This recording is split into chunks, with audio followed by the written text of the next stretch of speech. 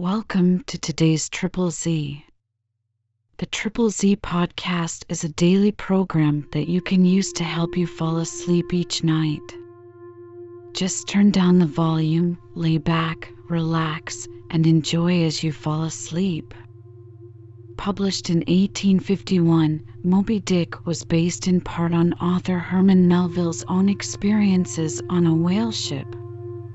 The novel tells the story of Ahab, the captain of a whaling vessel called the Pequod, who has a 3-year mission to collect and sell the valuable oil of whales at the behest of the ship's owners. If you enjoy our program, please be sure to write us a review on your podcast platform and share us with a friend. You both might sleep just a little better at night. Our website is ZZZ, that's 3z's.media. You can also like and share our content on Facebook or our Instagram account ZZZ Media Podcast. Music for today's episode was provided by the Sleep Channel on Spotify. Published in 1851, Moby-Dick was based in part on author Herman Melville's own experiences on a whale ship. The novel tells the story of Ahab, the captain of a whaling vessel called the Pequod, who has a 3-year mission to collect and sell the valuable oil of whales at the behest of the ship's owners. Chapter CV: Does the whale's magnitude diminish? Will he perish? Inasmuch, then, as this Leviathan comes floundering down upon us from the headwaters of the eternities, it may be fitly inquired whether, in the long course of his generations, he has not degenerated from the original bulk of his sires. But upon investigation we find that not only are the whales of the present day superior in magnitude to those whose fossil remains are found in the tertiary system, embracing a distinct geological period prior to man, but of the whales found in that tertiary system, those belonging to its latter formations exceed in size those of its earlier ones. Of all the pre-Adamite whales yet exhumed, by far the largest is the Alabama one mentioned in the last chapter, and that was less than 70 feet in length in the skeleton. Whereas, we have already seen that the tape measure gives 72 feet for the skeleton of a large-sized modern whale. And I have heard, on whalemen's authority, that sperm whales have been captured near 100 feet long at the time of capture.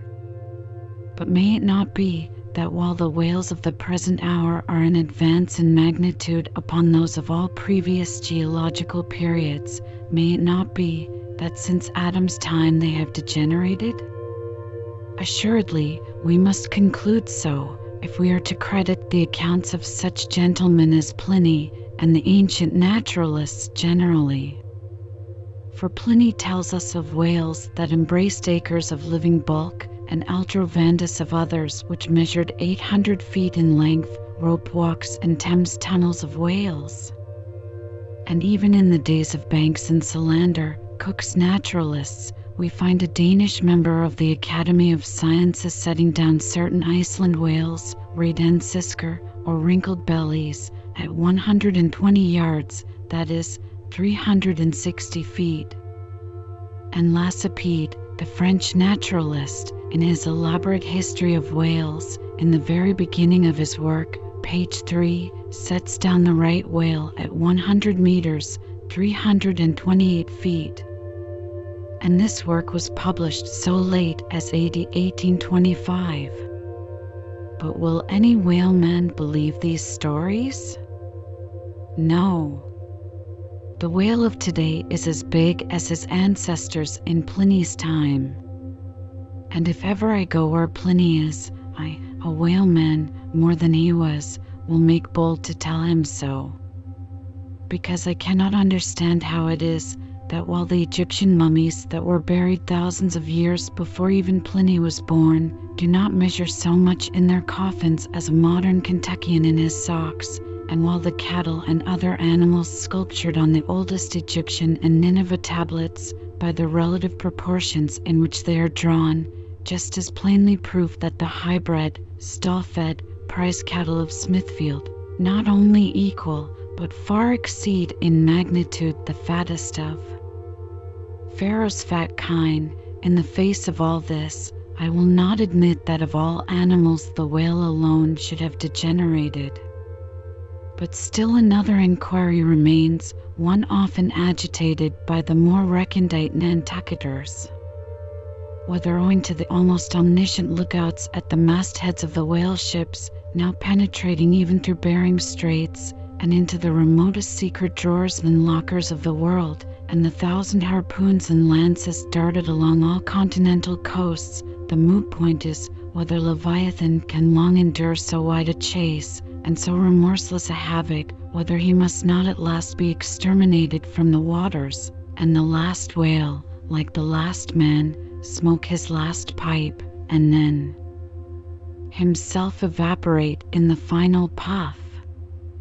Comparing the humped herds of whales with the humped herds of buffalo, which, not 40 years ago, overspread by tens of thousands the prairies of Illinois and Missouri, and shook their iron manes and scowled with their thunder-clouded brows upon the sites of populous river capitals, where now the polite broker sells you land at $1 an inch, in such a comparison an irresistible argument would seem furnished to show that the hunted whale cannot now escape speedy extinction.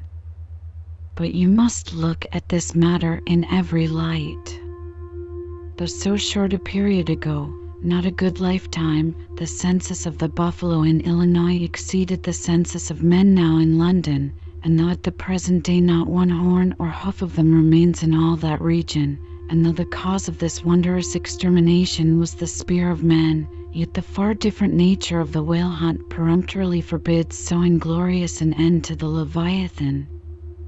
40 men in one ship hunting the sperm whale for 48 months think they have done extremely well, and thank God if at last they carry home the oil of 40 fish.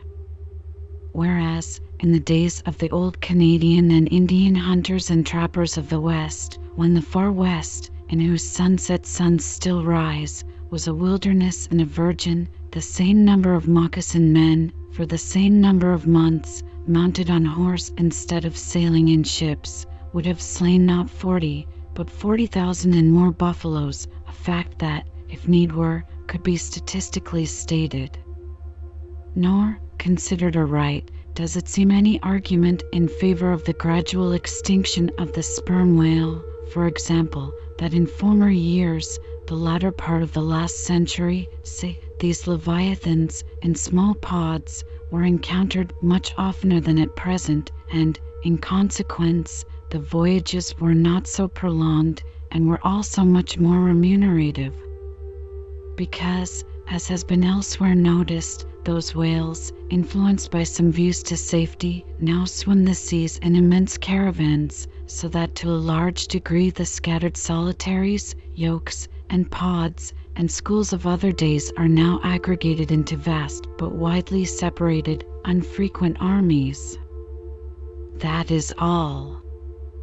And equally fallacious seems the conceit that because the so-called whalebone whales no longer haunt many grounds in former years abounding with them, hence that species also is declining.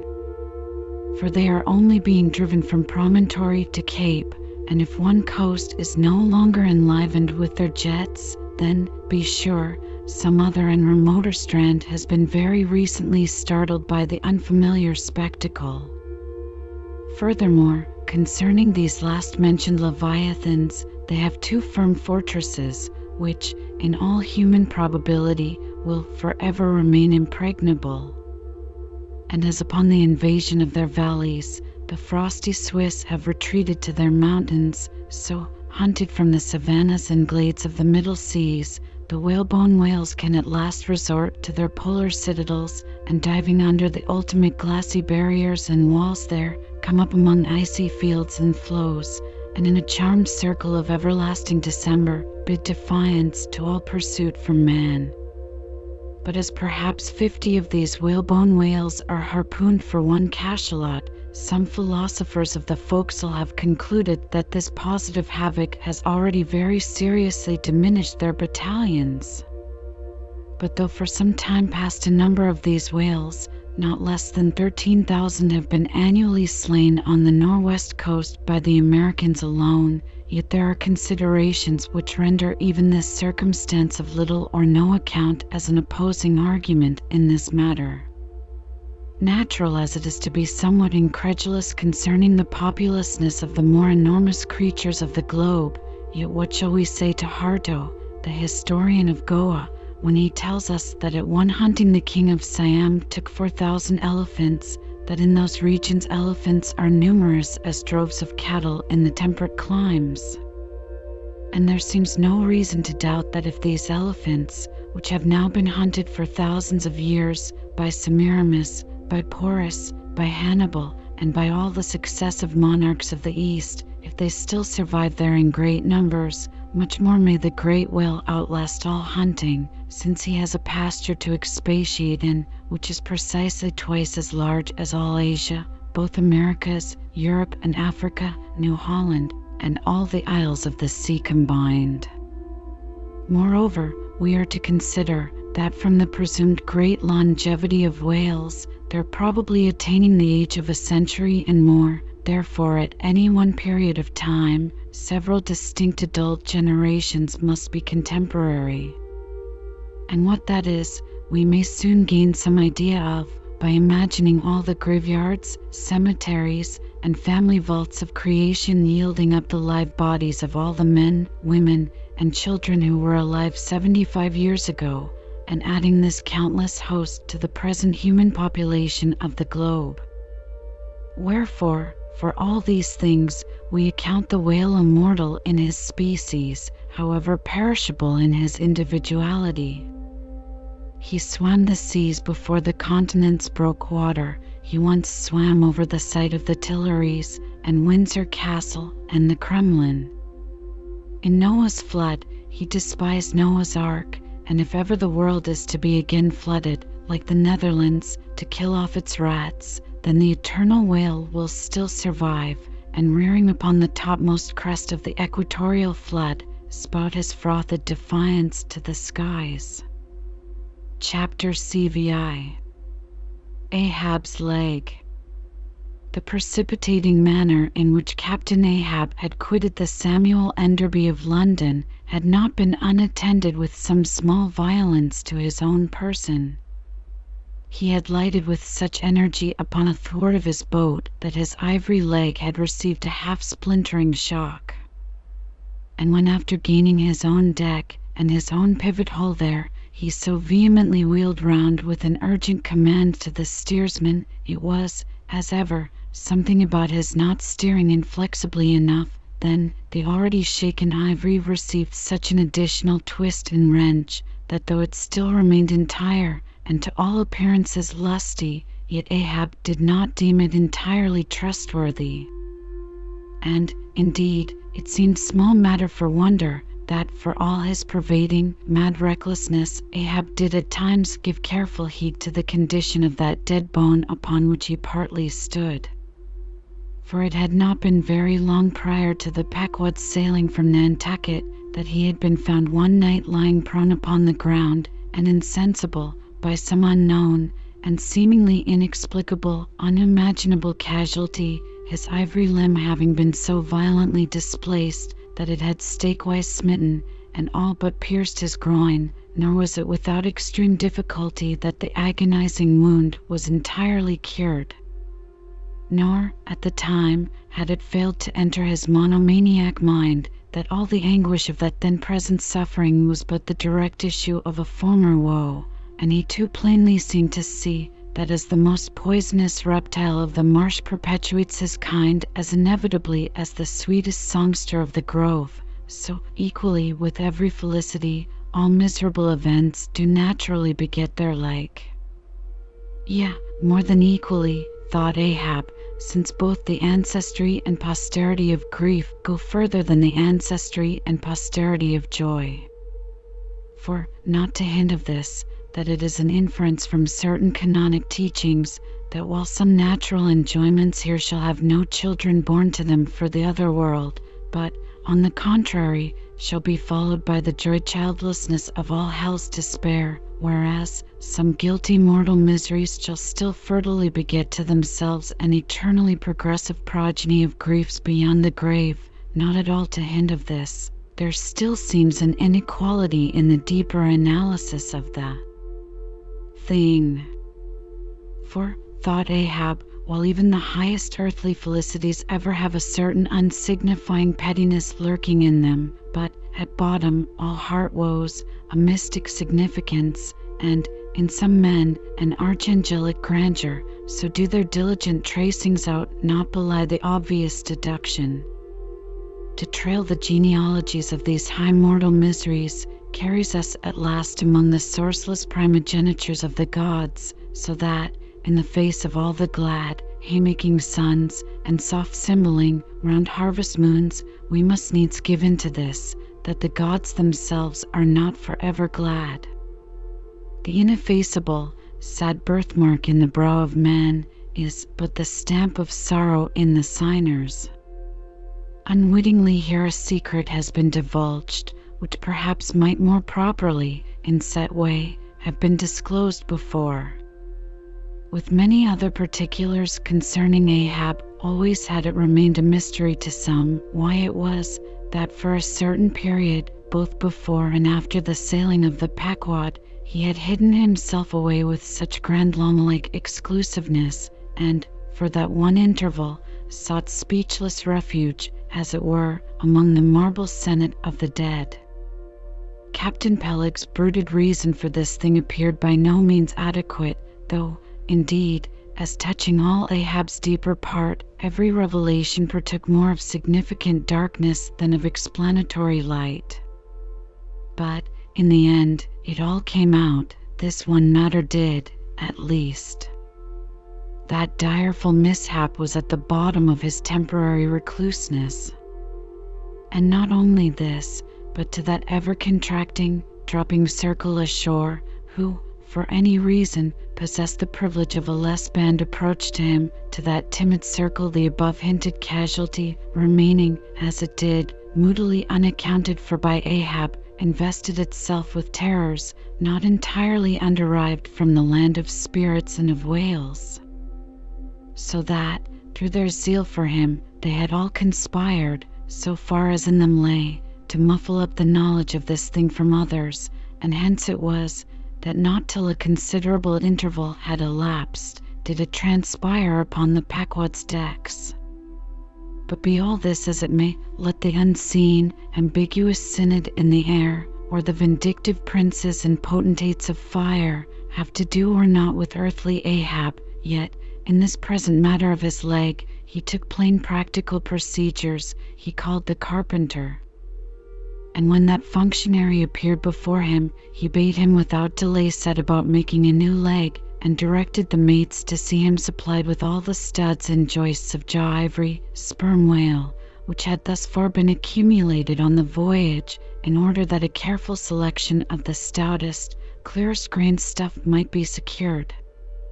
This done, the carpenter received orders to have the leg completed that night, and to provide all the fittings for it, independent of those pertaining to the distrusted one in use. Moreover, the ship's forge was ordered to be hoisted out of its temporary idleness in the hold, and, to accelerate the affair, the blacksmith was commanded to proceed at once to the forging of whatever iron contrivances might be needed. Chapter CVII. The Carpenter. Seat thyself sultanically among the moons of Saturn, and take high abstracted man alone, and he seems a wonder, a grandeur, and a woe. But from the same point take mankind en masse, and for the most part they seem a mob of unnecessary duplicates, both contemporary and hereditary. But most humble though he was, and far from furnishing an example of the high, humane abstraction, the Pequod's carpenter was no duplicate, hence he now comes in person on this stage. Like all sea-going ship carpenters, and more especially those belonging to whaling vessels, he was, to a certain off-handed, practical extent, alike experienced in numerous trades and callings collateral to his own, the carpenter's pursuit being the ancient and outbranching trunk of all those numerous handicrafts which more or less have to do with wood as an auxiliary material. But, besides the application to him of the generic remark above, this carpenter of the Pequod was singularly efficient in those thousand nameless mechanical emergencies continually recurring in a large ship upon a 3 or 4 years' voyage in uncivilized and far distant seas.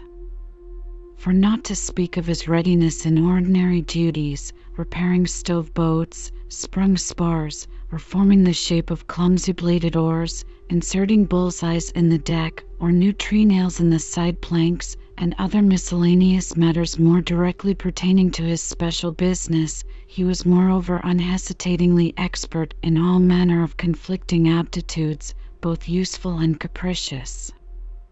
The one grand stage where he enacted all his various parts so manifold was his vice-bench, a long rude ponderous table furnished with several vices of different sizes, and both of iron and of wood. At all times, except when whales were alongside, this bench was securely lashed athwartships against the rear of the try-works. A belaying pin is found too large to be easily inserted into its hole. The carpenter claps it into one of his ever-ready vices, and straightway files it smaller. A lost land bird of strange plumage strays on board, and is made a captive out of clean-shaved rods of right whale bone and cross beams of sperm whale ivory. The carpenter makes a pagoda-looking cage for it. An oarsman sprains his wrist. The carpenter concocts a soothing lotion. Stubb longed for vermilion stars to be painted upon the blade of his every oar, screwing each oar in his big vise of wood. The carpenter symmetrically supplies the constellation. A sailor takes a fancy to wear shark bone earrings. The carpenter drills his ears. Another has the toothache. The carpenter outpincers, and clapping one hand upon his bench bids him be seated there, but the poor fellow unmanageably winces under the unconcluded operation, whirling round the handle of his wooden vice. The carpenter signs him to clap his jaw in that, if he would have him draw the tooth. Thus, this carpenter was prepared at all points, and alike indifferent and without respect in all. Teeth he accounted bits of ivory, heads he deemed but top-blocks, men themselves he lightly held for capstans. But while now upon so wide a field thus variously accomplished, and with such liveliness of expertness in him, too, all this would seem to argue some uncommon vivacity of intelligence. But not precisely so. For nothing was this man more remarkable than for a certain impersonal stolidity, as it were, impersonal, I say, for it so sheeted off into the surrounding infinite of things that it seemed one with the general stolidity discernible in the whole visible world, which, while pauselessly active in uncounted modes, still eternally holds its peace, and ignores you, though you dig foundations for cathedrals. Yet was this half-horrible stolidity in him, involving, too, as it appeared, an all-ramifying heartlessness, yet was it oddly dashed at times with an old, crutch-like, antediluvian, wheezing humorousness, not unstreaked now and then with a certain grizzled wittiness, such as might have served to pass the time during the midnight watch on the bearded forecastle of Noah's Ark. Was it that this old carpenter had been a lifelong wanderer, whose much rolling to and fro not only had gathered no moss, but what is more, had rubbed off whatever small outward clingings might have originally pertained to him? He was a stripped abstract, an unfractioned integral, uncompromised as a newborn babe, living without premeditated reference to this world or the next. You might almost say that this strange uncompromisedness in him involved a sort of unintelligence, for in his numerous trades he did not seem to work so much by reason or by instinct, or simply because he had been tutored to it, or by any intermixture of all these, even or uneven, but merely by a kind of deaf and dumb, spontaneous literal process. He was a pure manipulator. His brain, if he had ever had one, must have early oozed along into the muscles of his fingers. He was like one of those unreasoning but still highly useful multum in parvo Sheffield contrivances, assuming the exterior, though a little swelled, of a common pocket knife, but containing not only blades of various sizes, but also screwdrivers, corkscrews, tweezers, awls, pens, rulers, nail filers, countersinkers. So, if his superiors wanted to use the carpenter for a screwdriver, all they had to do was to open that part of him, and the screw was fast, or if for tweezers, take him up by the legs, and there they were. Yet, as previously hinted, this omnitilled, open-and-shut carpenter was, after all, no mere machine of an automaton. If he did not have a common soul in him, he had a subtle something that somehow anomalously did its duty. What that was, whether essence of quicksilver or a few drops of hartshorn, there is no telling. But there it was, and there it had abided for now some 60 years or more. And this it was, this same unaccountable, cunning life principle in him, this it was, that kept him a great part of the time soliloquizing, but only like an unreasoning wheel, which also hummingly soliloquizes, or rather, his body was a sentry box, and this soliloquizer on guard there, and talking all the time to keep himself awake. Chapter Qi. Ahab and the Carpenter. The deck, first night watch. Carpenter standing before his vice bench, and by the light of 2 lanterns busily filing the ivory joist for the leg, which joist is firmly fixed in the vice. Slabs of ivory, leather straps, pads, screws, and various tools of all sorts lying about the bench. Forward, the red flame of the forge is seen, where the blacksmith is at work. Drat the file, and drat the bone. That is hard which should be soft, and that soft which should be hard. So we go, who file old jaws and shin bones. Let's try another. No, this works better, sneezes. Hello, this bone dust is, sneezes, why it's, sneezes, yes it's, sneezes, bless my soul, it won't let me speak. This is what an old fellow gets now for working in dead lumber. Saw a live tree, and you don't get this dust, amputate a live bone, and you don't get it, sneezes. Come, come, you old smut, there, bear a hand, and let's have that ferrule and buckle screw. I'll be ready for them presently. Lucky now, sneezes, there's no knee joint to make, that might puzzle a little, but a mere shin bone, why it's easy as making hop poles, only I should like to put a good finish on. Time, if I but only had the time, I could turn him out as neat a leg now as ever, sneezes, scrape to a lady in a parlor. Those buckskin legs and calves of legs I've seen in shop windows wouldn't compare at all. They soak water, they do, and of course get rheumatic and have to be doctored, sneezes, with washes and lotions, just like live legs. There, before I saw it off, now, I must call his old mogulship and see whether the length will be all right, too short, if anything, I guess. Ha!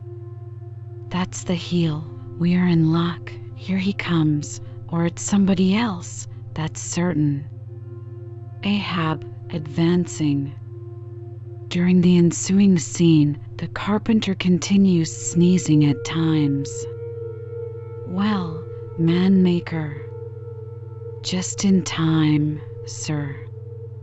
If the captain pleases, I will now mark the length. Let me measure, sir. Measured for a leg. Good. Well, it's not the first time. About it. There, keep thy finger on it. This is a cogent vice thou hast here, carpenter. Let me feel its grip once. So, it does pinch some. Oh, sir, it will break bones. Beware, beware. No fear, I like a good grip. I like to feel something in this slippery world that can hold, man. What's Prometheus about there? The blacksmith, I mean, what's he about? He must be forging the buckle screw, sir, now. Right. It's a partnership. He supplies the muscle part. He makes a fierce red flame there. Sir, he must have the white heat for this kind of fine work. So he must. I do deem it now a most meaning thing that old Greek, Prometheus, who made men, they say, should have been a blacksmith and animated them with fire, for what's made in fire must properly belong to fire, and so hell's probable. How the soot flies! This must be the remainder the Greek made the Africans of.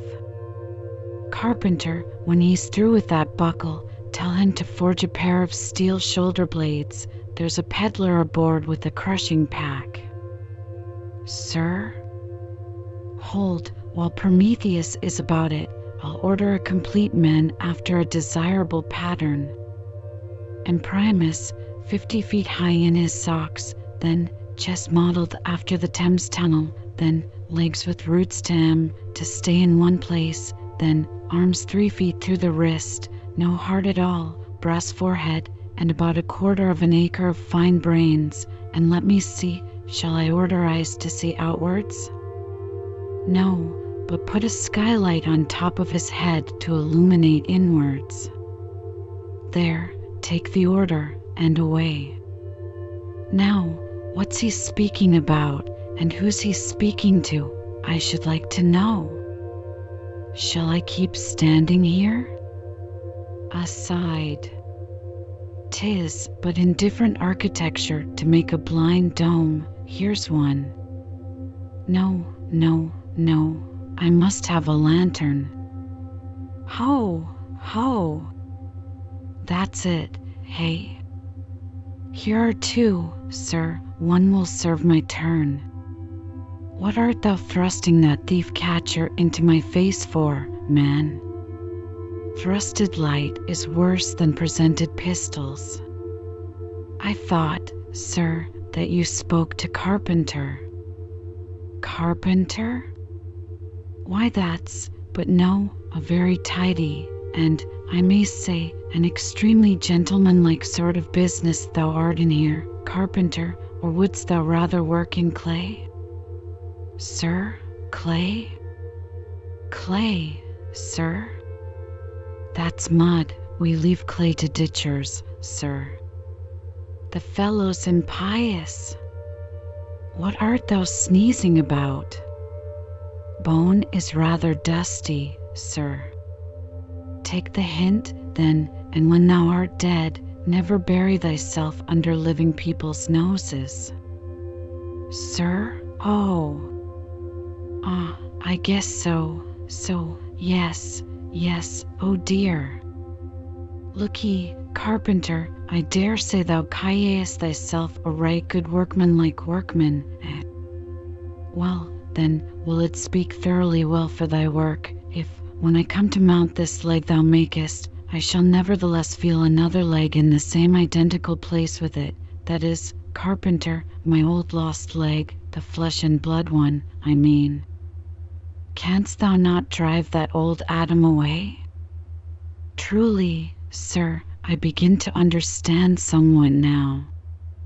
Yes, I have heard something curious on that score, sir, how that a dismasted man never entirely loses the feeling of his old spar, but it will be still pricking him at times. May I humbly ask if it be really so, sir? It is, man.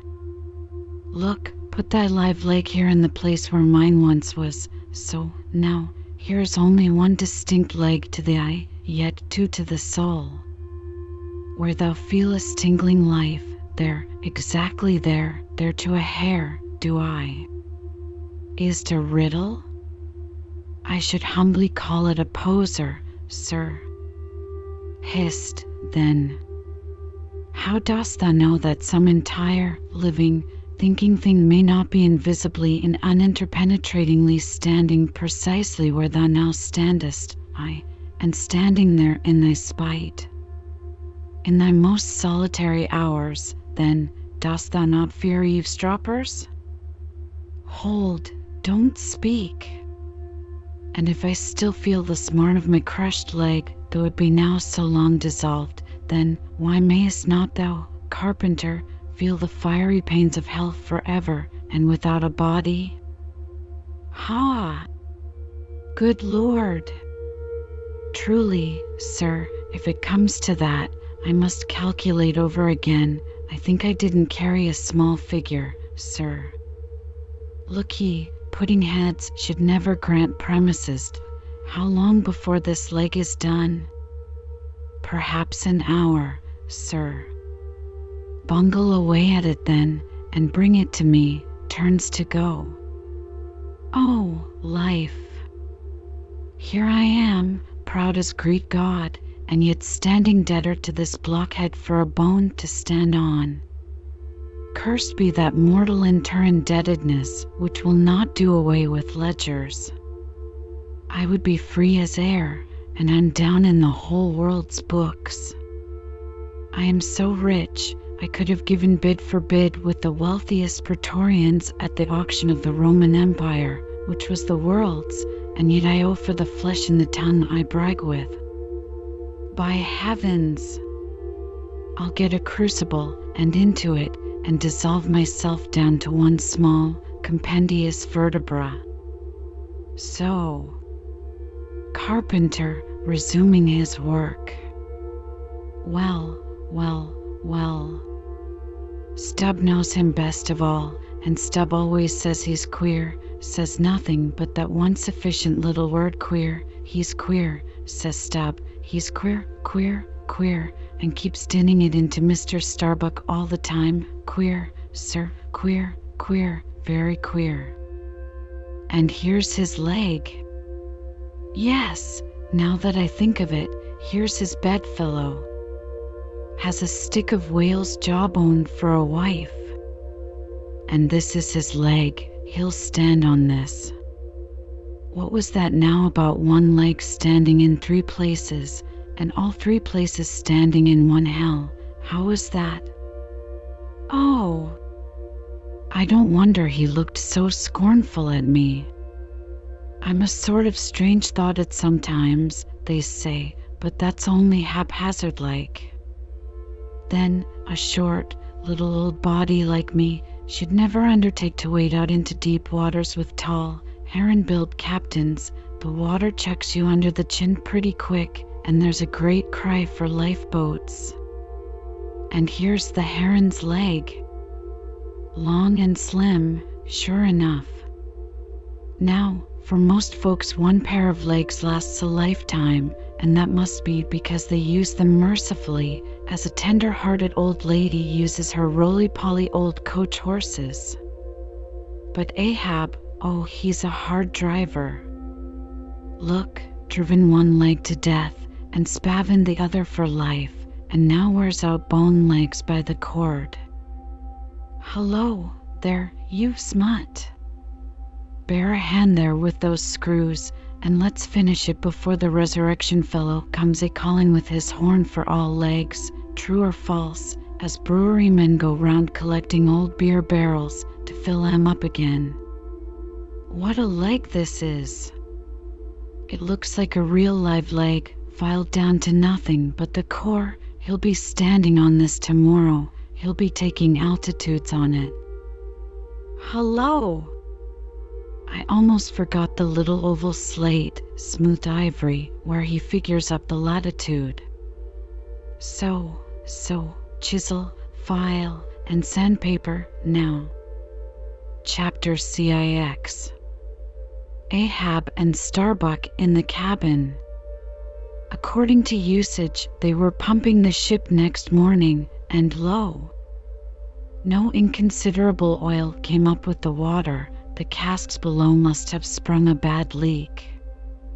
Much concern was shown, and Starbuck went down into the cabin to report this unfavorable affair. In sperm whalemen with any considerable quantity of oil on board, it is a regular semi-weekly duty to conduct a hose into the hold and drench the casks with seawater, which afterwards, at varying intervals, is removed by the ship's pumps. Hereby the casks are sought to be kept damply tight, while by the changed character of the withdrawn water, the mariners readily detect any serious leakage in the precious cargo. Now, from the south and west the Pequod was drawing nigh to Formosa and the Bahia Isles, between which lies one of the tropical outlets from the China waters into the Pacific. And so Starbuck found Ahab with a general chart of the Oriental archipelagos spread before him, and another separate one representing the long eastern coasts of the Japanese islands, Niffen, Matsumae, and Sakoki.